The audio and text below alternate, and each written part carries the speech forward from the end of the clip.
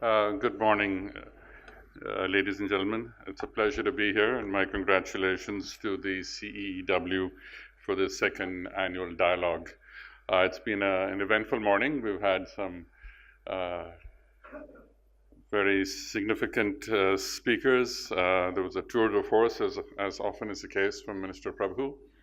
And one thing I'd like to claim along with CW or share with CW is the fact that Suresh Prabhu was also a founder director at Shakti. So we share that with CW, and was a very positive and fruitful association from the time we were established to the time when he became a minister in the Council of Ministers and had to step down. So it's been a privilege to have been associated with him and to benefit from his vision and his passion.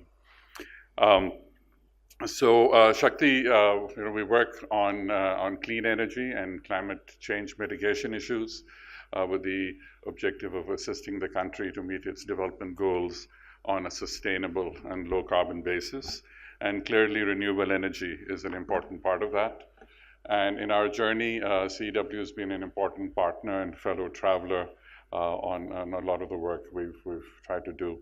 And we congratulate them for their past achievements and look forward to working with them going forward. There's been a lot of progress in the world of renewable energy over the last 5-6 years, and there's continues to be a lot of opportunity. And we hope and believe that some of the work that we've done jointly in terms of the policy frameworks for propagating renewable energy in the country, both at the grid scale level and at the mini grid level, have helped contribute in this journey. The point being made earlier was that thanks to supply side economics, the cost of renewable energy, solar energy in particular, have come down dramatically. But we also see there's been positive movement on storage. And as was said, we are waiting, and we do need some technological breakthroughs. And clearly, if something of significance happens on storage, it will dramatically change the situation. I think Mr. Prabhu very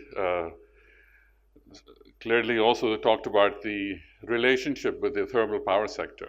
And I think that's an important relationship that renewable sector and the solar sector have to keep in mind. It is not necessarily an either-or situation for us in this country, given two significant issues. One is the fact that a very significant part of our country's energy needs are still unmet. We have hundreds of millions of people who still live without electricity, live in darkness, or use suboptimal solutions.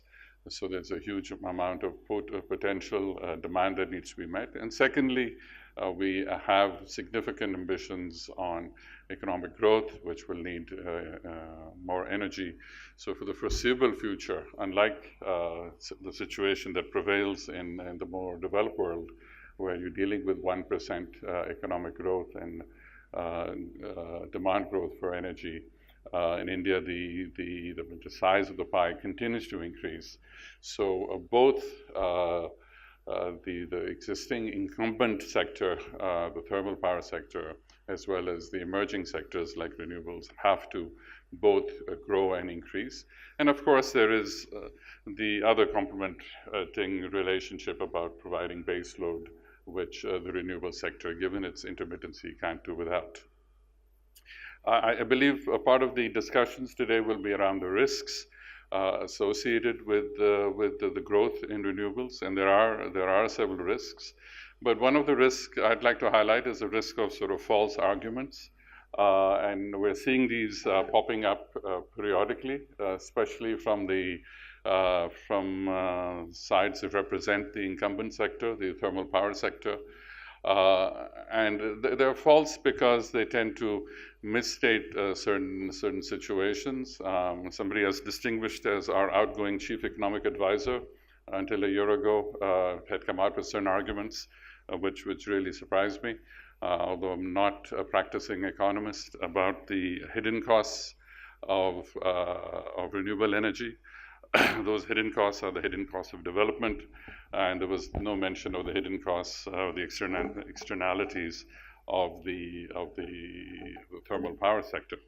So as we progress and as we consolidate and as we try to promote the progress that's been made, we have to beware of issues from the incumbent sector, as Mr. Prabhu clearly pointed out.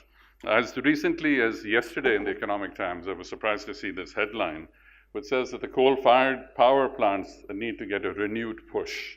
Now, this is really perplexing. We have a sector that's running at plant load factors of 40 or 55%.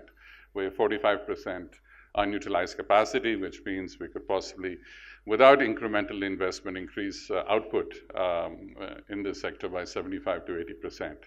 Yet, this bogey of the threat to the existing sector from renewable energy keeps coming up. And the origins, I think, lie really in the sort of undisciplined push to increase capacity at a time when the sector was open to the private sector.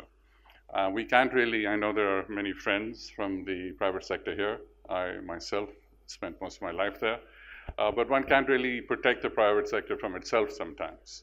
When people see opportunities and go in without proper regard about economic risks, pricing risk, supply risk, raw material risk, and then our banking sector abets this whole move by allowing investments to take place.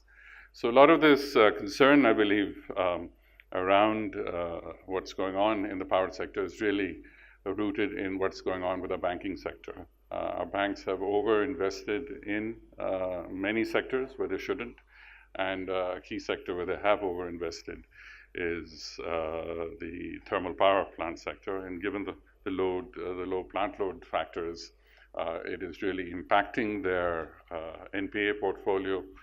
And when a bank's NPA portfolios get impacted to the extent they are in this country, it impacts their ability to make incremental credit, legitimate credit available to the economy, which impacts economic growth. So at a macro basis, for people who are running the country, running the economy, this is a problem.